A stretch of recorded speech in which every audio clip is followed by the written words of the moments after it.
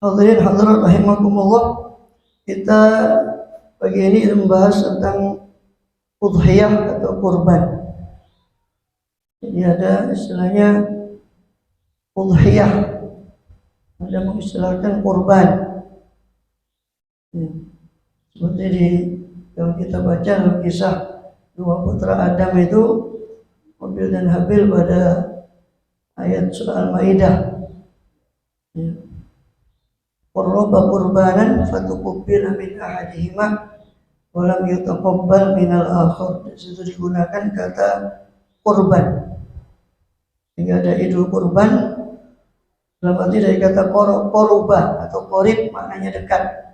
Itu kurbah. Kurbah itu segala amaliyah yang kita gunakan untuk mendekatkan diri kepada Allah SWT. Maka kurban itu disebut kurban karena hewan sembelihan itu kita jadikan sarana untuk mendekat, salah satu sarana untuk mendekat kepada Allah SWT dengan menyembelih. Maka sebutlah dia kurban. Disebut juga Idul Nahar. Dari kata fasalli li rabbika wanhar. Dan itu juga sekaligus sebagai hukum syariatnya, disyariatkannya kurban atau udhiyah. Fasalli, maka sholatlah kau li rabbika, untuk Tuhanmu, wanhar, dan berkurbanlah. Nahar itu asal maknanya itu pangkal leher. Maka di situ tempat daripada sembelihan itu di nahar. Maka verb atau kata kerja dalam bahasa Arab untuk menyatakan sembelihan itu naharo, yanharu, nahron. Maka disebut juga idun nahar. Disebut juga dalam fikih itu, kalau di kitab fikih lebih populer istilahnya udhiyah, dari kata duha. Kenapa? Karena awal disyariatkan kurban itu adalah di waktu duha, itu setelah sholat id dan khutbah id. Itu sudah masuk waktu duha, maka disebut dia udhiyah. Dan memang karena juga ada kemakruhan untuk menyembelih di malam hari, maka sembelihan yang afdol itu ya waktu duha, ya sampai sepanjang hari itu.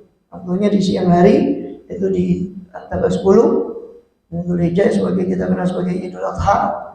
Namanya idnya itu Adha karena dari kata udhiyah tadi. Adha itu waktu duha itu. Karena penyembelihan udhiyah, maka dikenal juga dengan Idul Adha.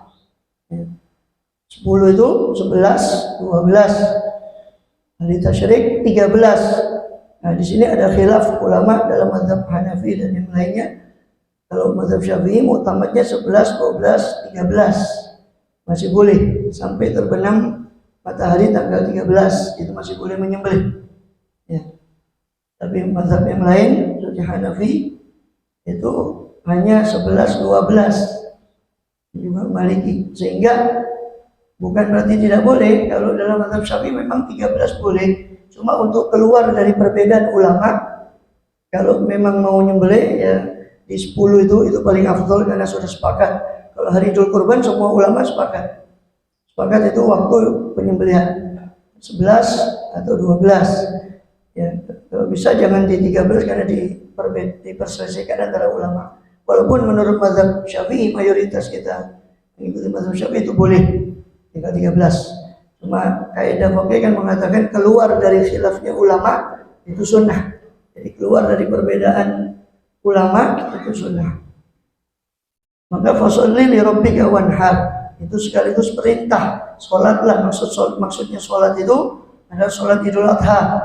Ya. Wanhar, berkorbanlah, itu udhiyah tadi.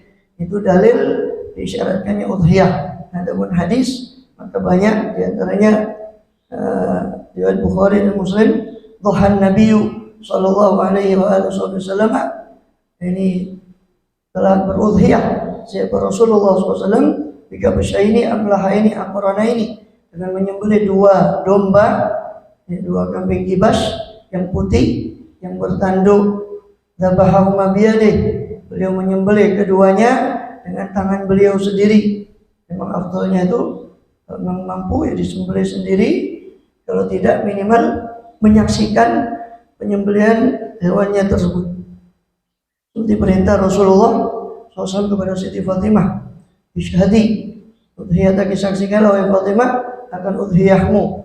Wasamma wa kabbara, dan bertasmiyah. Sunnahnya membaca Bismillah, takbir Allahu Akbar, boleh juga takbir lengkap, boleh seperti yang kita kenal di takbir Idul Adha.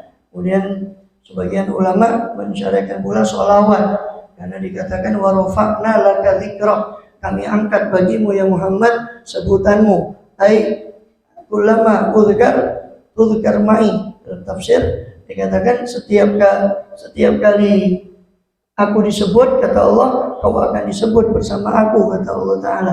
Sehingga anjuran ulama selain takbir, sholawat pada Nabi SAW, Muhammad, baru kemudian mengucapkan doa untuk udhiyah. Doa ini tidak wajib, yang wajib itu niat udhiyah itu tadi. Boleh ketika diserahkan diwakilkan pada panitia, diwakilkan sekaligus niat udhiyah, atau dia niat di hati ketika menyerahkan itu sudah cukup. Adapun lengkapnya seperti dalam riwayat Rasulullah SAW, Allahumma hadza minka wa ilaika, ya Allah ini hewan kurban ini darimu dan kami persembahkan kepada engkau, darimu dan kepadamu. Fataqabbal min, maka terimalah daripada fulan. Kemudian membaca inna sholati wa nusuki wa mahyaya wa mamati lillahi rabbil alamin la syarika lahu, seterusnya. Itu sunnahnya lengkapnya begitu. Jadi menghadap kiblat tentunya. Ya, dengan kaki sebagian menyangga kepada kambing pada punggung daripada kambing itu tadi, bagaimana kesunahan. Dan itu kalau mau lebih jelas itu ada sekarang para juru sembelih itu sudah ada yang bagian itu sudah terlatih untuk itu. Memang untuk karena kurban ini nggak bisa ya kalau mau sembelih biasa yang penting halal, dua urat itu terputus halal sudah. Tapi kalau kurban ini ada sunnah-sunnah kalau mau sempurna, maka itu ada namanya apa? Juleha, juru sembelihan halal. Bukan juleha, bukan juleha istrinya Mukidi, bukan. Jadi juleha itu juru sembelihan halal. Itu mereka sudah terlatih, sudah ngerti lah. Jadi kemudian adapun hukum berkurban, jadi tadi itu dasar kurban itu baik dari Quran maupun dari hadis riwayat Bukhari Muslim tadi. Wadha rijlahu ala sifahihima, Rasulullah meletakkan kakinya pada lempeng daripada tubuh kambing itu sengaja dihadapkan kiblat untuk menyangga, maka beliau letakkan kakinya itu pada lempeng tubuh itu beliau ketika menyembelih. Sallallahu alaihi wasallam, itu kutipan dari Bukhari Muslim bagaimana beliau menyembelih kurban beliau sallallahu alaihi wasallam. Adapun hukum berkurban, apa hikmahnya yang untuk mencukupi kebutuhan ya, pangan ya, pada Idul Adha khususnya memperkaya protein hewani ya, khusus terutama di hari itu ya, kalau orang yang mampu makan daging ya bukan satuan ya, tapi orang-orang yang tidak mampu paling tidak itu hari Idul Kurban itu merata ya. Kemudian hukum berkurban itu sunnah kifayah, yaitu maksudnya sunnah kifayah. Memang kita sering mendengar fardu kifayah, ya, tapi sunnah kifayah ini jarang terdengar. Memang contohnya dalam fikih, terutama fikih Syafi'i, sunnah kifayah itu tidak terlalu banyak. Yang banyak memang fardu kifayah. Kifayah itu artinya cukup. Fardu kifayah itu kan wajib, tapi secukupnya seperti jenazah yang mengurusi, memandikan, menguburkan, mengkafani. Selama cukup 2 orang, ya cukup sudah, yang lain gugur. Pokoknya cukup. Itu namanya fardu kifayah. Sunnah kifayah mengerjakan satu keluarga, semua keluarga mampu. Satu keluarga itu ayahnya udhiyah, maka itu sudah gugur kemakruhan. Hukum makruh itu sudah gugur dari keluarga itu. Itu maknanya sunnah kifayah. Contoh kita rombongan mau ucapkan salam, nggak usah semua rombongan mengucapkan salam. Satu orang memulai salam itu sudah sunnah kifayah, sudah gugur kemakruhan dari rombongan itu untuk mengucap salam. Itu contoh sunnah kifayah. Jadi kurban itu muktamad dalam mazhab Syafi'i sunnah kifayah, kecuali dalam mazhab Hanafi yang mewajibkan. Itu Hanafi wajib.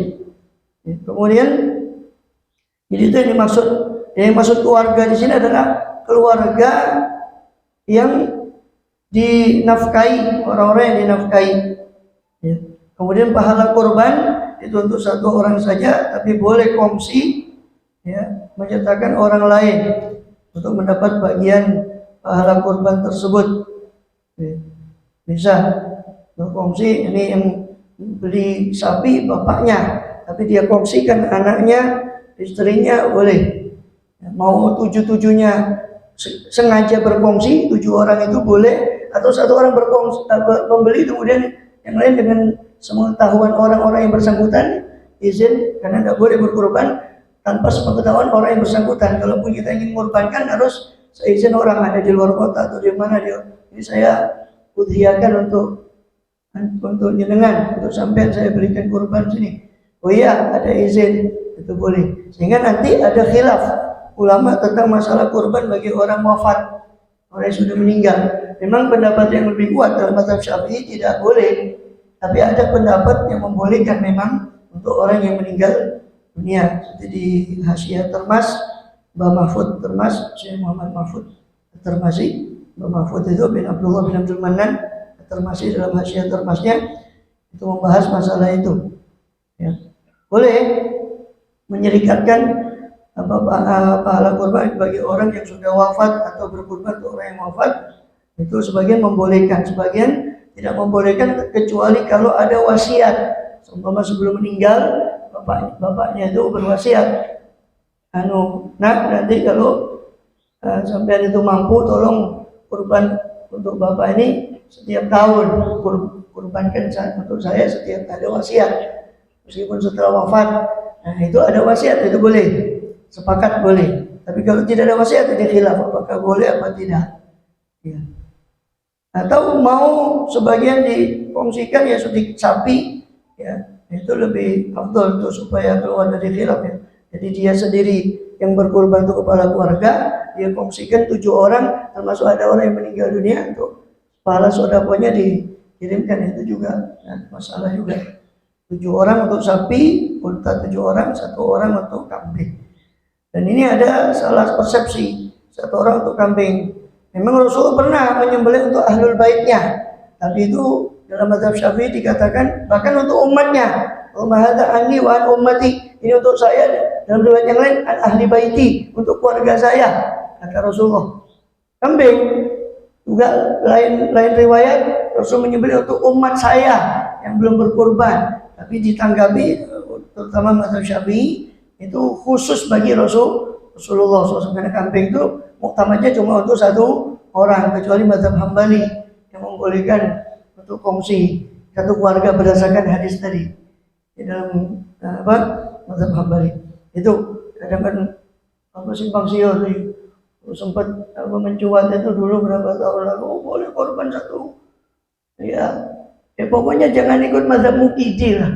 Mazhab Muqidi itu begini, ya, kita mengerjakan 1 amalan yang menurut 4 mazhab ini sama-sama tidak sah. Itu namanya mazhab Muqidi. Jangan ikut 4 mazhab ini. Makanya semua itu harus pakai ilmu. Contoh gampangannya zakat fitrah. Ya. Zakat fitrah mau pakai uang. Lah yang membolehkan pakai uang itu mazhab Hanafi. Syafi'i sama sekali mu'tamad, ya. Memang ada kalau dicari kaul-kaul yang dhaif, seperti Imam Qaffar dan sebagainya, itu membolehkan. Tapi mu'tamad, ya, itu nggak boleh mazhab Syafi'i dengan duit. Ya, kalau yang boleh itu mazhab Hanafi. Lah, lucunya ada sebagian orang mengeluarkan zakat fitrah ikut pakai uang mazhab Hanafi, tapi takarannya ikut mazhab Syafi'i. Ini yang saya bilang mazhab Muqidi. Seandainya Imam Syafi'i masih hidup, beliau tidak akan mengatakan itu sah. Imam Hanafi pun seandainya masih hidup mengatakan itu tidak sah. Betul pakai uang, tapi tidak ikut mazhab saya. Mazhab Hanafi itu kalau pakai uang itu jatuhnya lebih mahal, karena kerusnya itu kurma atau gandum. Nah, gandum itu tidak seperti beras.